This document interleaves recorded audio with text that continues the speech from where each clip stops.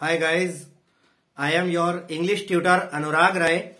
In this video, I am going to explain poem 6 from your English textbook Flamingo, class 12th. The name of the poem is Aunt Jennifer's Tigers, written by Adrienne Rich. Dear students, in this poem, the poet depicts the overburdened condition of a married woman who is burdened with household chores and domestic responsibilities. So there will be line by line thorough translation of the poem from English to Hindi. But before starting the poem, I would like to request you once again to subscribe my YouTube channel Anurag Rai English Tutor if you like my videos and find them useful to you. And don't forget to hit the bell icon so that you may get the notifications regarding latest updates and uploads on my YouTube channel. तो students poem जो है poem number 6, मैं poem का नाम repeat कर दूं. आपकी flamingo जो इंग्लिश टेक्स्ट बुक है क्लास 12th की, फ्लेमिंगो बुक की पोयम 6 आंट जेनिफर्स टाइगर्स, ये एड्रीन रिच के द्वारा लिखी गई है. इस पोयम में पोएट जो है वो एक शादीशुदा महिला की जो कि पारिवारिक कामों और घर गृहस्थी की जिम्मेदारियों और दायित्वों के अत्यंत बोझ तले दबी हुई एक महिला की कंडीशन को बयान करता है. तो before we start the poem, I would like to tell you something about the poet. Adrienne Rich, 1929, was born in Baltimore, Maryland, USA. तो एड्रीन रिच जिनका 1929 में जन्म हुआ यूनाइटेड स्टेट्स ऑफ अमेरिका के मैरीलैंड के बाल्टीमोर नाम के शहर में इनका 1929 में जन्म हुआ. She is widely known for her involvement in contemporary women's movement as a poet and theorist. ये जो पोएटेस हैं एड्रीन रिच, ये बहुत बड़े स्तर पर जानी जाती हैं. किसके लिए? For her involvement in contemporary women's movement, अपने समय की, अपने समकालीन महिलाओं के आंदोलनों में सक्रिय भूमिका, सक्रिय साझेदारी या भागीदारी के लिए, अपने समय के जो उनके महिलाओं के जो आंदोलन रहे उसमें सक्रिय भागीदारी के लिए ये जानी जाती हैं कवि के रूप में और एक विचारक के रूप में. आगे, she has published 19 volumes of poetry, 3 collections of essays and other writings. इन्होंने पोएट्री के 19 वॉल्यूम्स प्रकाशित किए हैं. 3 जो है इन्होंने निबंध एसेज के कलेक्शन पब्लिश किए हैं और इसके अलावा अन्य उनका राइटिंग वर्क भी काफी सारा रहा है. A strong resistance to racism and militarism echoes through her work. तो रेसिज्म मतलब जातिवाद और मिलिट्रिज्म मतलब सैनिकवाद, इनके प्रति एक तगड़ा प्रतिरोध, रेजिस्टेंस माने विरोध या प्रतिरोध, जो है इनके लिखे हुए साहित्यिक वर्क्स में झलकता है, प्रतिबिंबित होता है. The poem Aunt Jennifer's Tigers addresses the constraints of married life of a woman.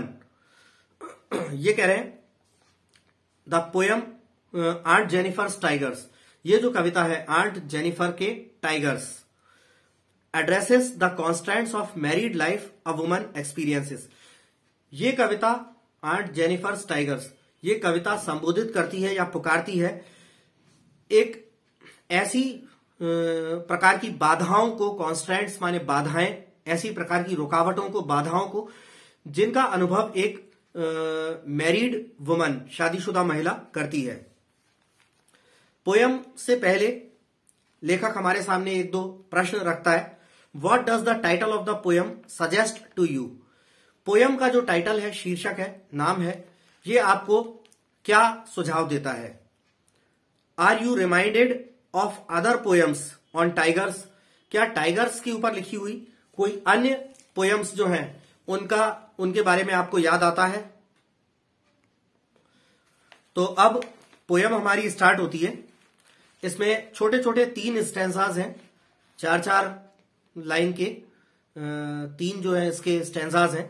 तो फर्स्ट स्टैंजा में कवियत्री पोएटेस एड्रीन रिच कहती हैं, aunt Jennifer's tigers prance across a screen. अच्छा, पहले मैं आपको ये और बता दूं कि आंट जेनिफर्स टाइगर्स मतलब आंटी जेनिफर के टाइगर। तो ये जो है कवियत्री ऐसा जिक्र करती है कि एक मैरिड वुमन है आंट जेनिफर, जो कि कढ़ाई करके, आपने देखा होगा महिलाएं सिलाई कढ़ाई कई करती हैं, तो जो एम्ब्रॉयडरी होती है कढ़ाई करके, जैसे अभी आप देख सकते हैं मेरे पुलोवर पर यहां कुछ लिखा हुआ है, तो ये कढ़ाई करा हुआ है, एम्ब्रॉयडर्ड है ये। तो उसी तरह कपड़े के एक पटल पर जो एम्ब्रॉयडरी करने की जो बारीक बारीक सलाइयां होती हैं, उससे वो धागे से एम्ब्रॉयडरी करके टाइगर्स बनाती हैं। तो ये रियल के टाइगर्स नहीं है, आंट जेनिफर के द्वारा एक कपड़े के पटल पर एम्ब्रॉयडरी करके, कढ़ाई करके टाइगर बनाए हुए हैं, और उनके माध्यम से पोएटेस हमको कुछ मैसेज देती है।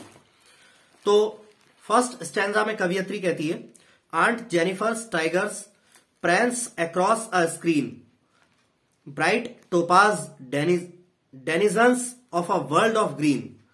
तो लेखिका कहती है कि आंटी जेनिफर के टाइगर्स जो हैं वो एक स्क्रीन या एक पटल पर, कपड़े की स्क्रीन पर, पटल पर उछल कूद मचाते हैं। यानी उन्होंने कढ़ाई करके ऐसे बनाया जैसे उछलते हुए, छलांग लगाते हुए टाइगर इस पोज में कढ़ाई करके बनाया जैसे कहीं से छलांग लगा रहे हो, उछल रहे हो। तो आंट जेनिफर के टाइगर एक कपड़े के पटल पर, स्क्रीन पर जो कढ़ाई में बने हुए हैं, वो ऐसे छलांग लगाते हैं। Bright topaz denizens of a world of green.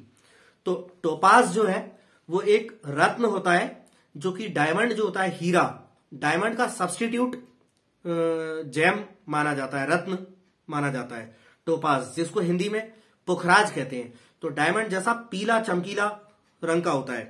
तो कह रहे हैं कि bright topaz denizens of a world of green, और डेनिजन्स का मतलब है निवासी। तो हरे भरे जंगलों का निवासी, टाइगर्स जो है हरे भरे जंगल में रहते हैं, हरे भरे जंगलों का ये निवासी जो है, चमकीले पुखराज जैसा इसकी स्किन का कलर है। टाइगर का कलर आपने देखा होगा, तो पीला सा जो है, उसके बॉडी पे ब्लैक कलर की स्ट्राइप्स, धारियां भी बनी रहती हैं येलो बॉडी पर, और एकदम चमकीली, ब्राइट चमकीली गोल्डन येलो कलर की बॉडी होती है जिसपे ब्लैक स्ट्राइप्स होती हैं। तो लेखिका कह रही है कि चमकीले पुखराज जो रत्न होता है, जेम होता है, डायमंड का सब्स्टिट्यूट, उसके जैसे चटकीले पीले से रंग का आंट जेनिफर के ने टाइगर बनाए अपने कपड़े के पटल पर, और वो हरे भरे जंगलों के निवासी होते हैं। They do not fear the man beneath the tree. और अकेले आंट जेनिफर ने अकेले टाइगर्स ही नहीं बनाए, कुछ पेड़ से भी बनाए, पेड़ और थोड़ा झाड़ी सी बनाई है, टाइगर बनाए, ऐसा बनाया जैसे कोई जंगल जैसा चित्रण किया हो।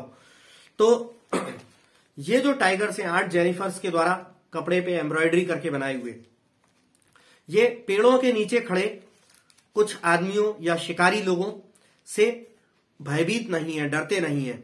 दे pace in sleek chivalric certainty. तो पेस मतलब चलना, और शिवलरिक मतलब शूरवीर या योद्धा की तरह। और वो टाइगर्स, आंट जेनिफर्स के टाइगर्स जो हैं, शूरवीर योद्धाओं की तरह निडर चलते हैं और छलांग लगाते हैं। Now in the second stanza the poetess says, Aunt Jennifer's fingers fluttering through her wool find even the ivory needle hard to pull. अब कह रहे हैं कि आंट जेनिफर की उंगलियां जो हैं, जब वो कपड़े के पटल पर सलाइयों से कढ़ाई करती हैं, तो कढ़ाई करते समय वो सलाइयां बड़ी तेजी से चलाते हैं, फिर उसपे कहीं पे धागा पिरोते हैं, फिर उसको चलाते हैं, इस तरह कढ़ाई करते हैं।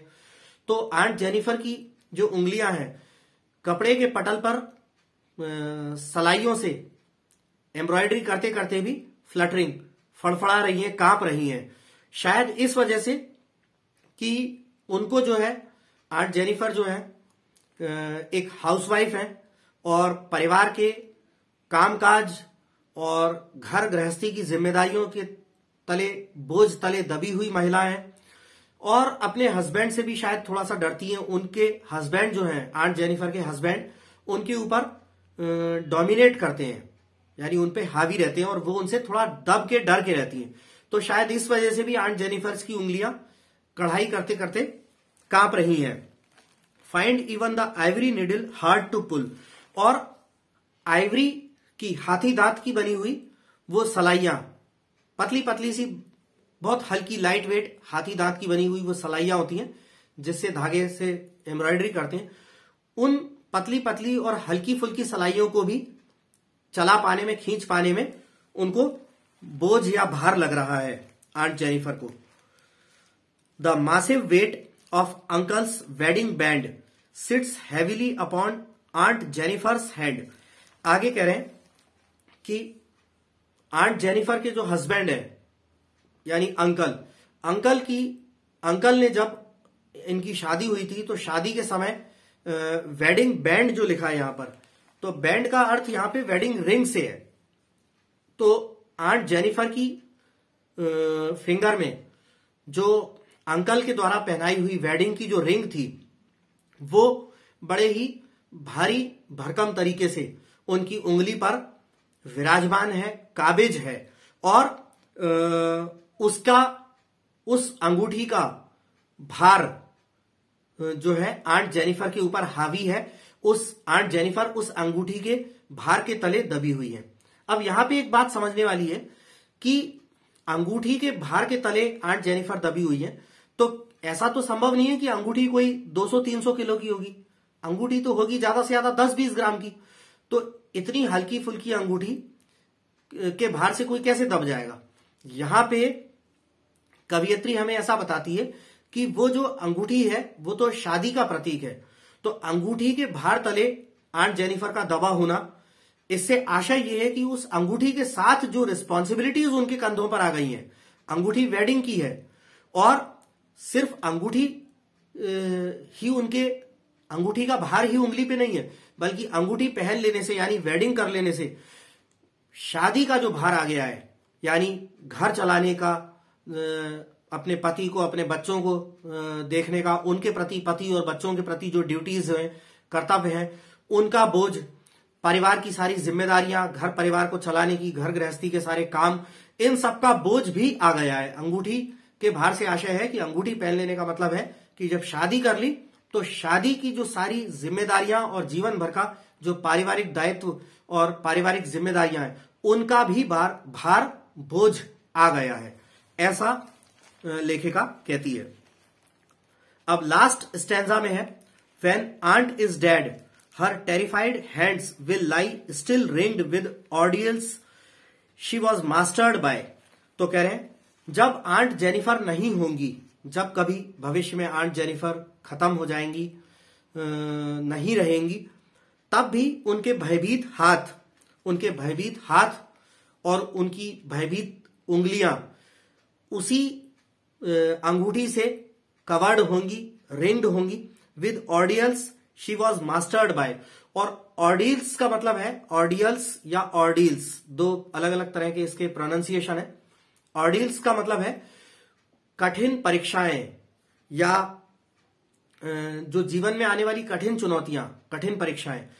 तो आंट जेनिफर जब नहीं रहेंगी तब भी उनके इस भयभीत हाथ और भयभीत उंगलियां जो है रिंग से कवर्ड रहेंगी और सारी जिंदगी वो जिन कठिन परीक्षाओं के द्वारा उन पर हुकूमत चलाई गई, उनके ऊपर जो है शासन किया गया, वो उन पर वैसे ही शासन करेंगी। आगे लास्ट की 2 लाइंस में लेखिका लिखती है, the tigers in the panel that she made will go on prancing proud and unafraid. तो लेखिका कह रही है कि जो टाइगर्स आंट जेनिफर ने कपड़े के उस पटल पर, कपड़े की स्क्रीन पर, एक कपड़े के पटल पर जो सलाइयों से कढ़ाई करके जो टाइगर्स बनाए हैं आंट जेनिफर ने, वो टाइगर्स जो है गर्व के साथ और निडर होके, बिना किसी भय के, निडरता के साथ, तब भी आंट जेनिफर के नहीं रहने पर भी, आंट जेनिफर के इस दुनिया से चले जाने के बाद भी, वो किसी शूरवीर योद्धा की तरह वो टाइगर्स निडरता पूर्वक छलांगे लगाते रहेंगे, उछल कूद मचाते रहेंगे। तो लेखिका ये भी इसके माध्यम से संदेश देना चाह रही है कि आंट जेनिफर के जाने के बाद भी उनकी बनाई हुई चीज, कपड़े के पटल पर उनके द्वारा एम्ब्रॉयडरी करके बनाए हुए टाइगर्स रहेंगे, जिंदा रहेंगे, कायम रहेंगे। इससे हमको ये और एक मोरल एजुकेशन प्राप्त होती है, नैतिक शिक्षा मिलती है कि यदि हम जीवन में कोई ऐसे काम कर जाएं तो हमारे ना रहने के बाद भी हमारे द्वारा किए हुए कुछ अच्छे काम, उनके माध्यम से दुनिया हमें हमारे जाने के बाद भी याद करती रहती है। तो हमारे कुछ ऐसे काम यदि हमने कर दिए हों जो अच्छे हों, तो उनके द्वारा हमारे रहने के बाद भी हमें लोगों के द्वारा याद किया जा सकता है। हम भले न रहें, लेकिन हमारे काम, हमारे द्वारा किए गए काम जो हैं वो अस्तित्व में रहेंगे। तो ये आपकी जो है लास्ट पोयम थी, Aunt Jennifer's Tigers, class 12th की फ्लेमिंगो बुक की पोयम नंबर 6 एड्रीन रिच के द्वारा लिखी हुई। तो यहां पर आकर हमारा 12th क्लास का सिलेबस आज पूरा होता है।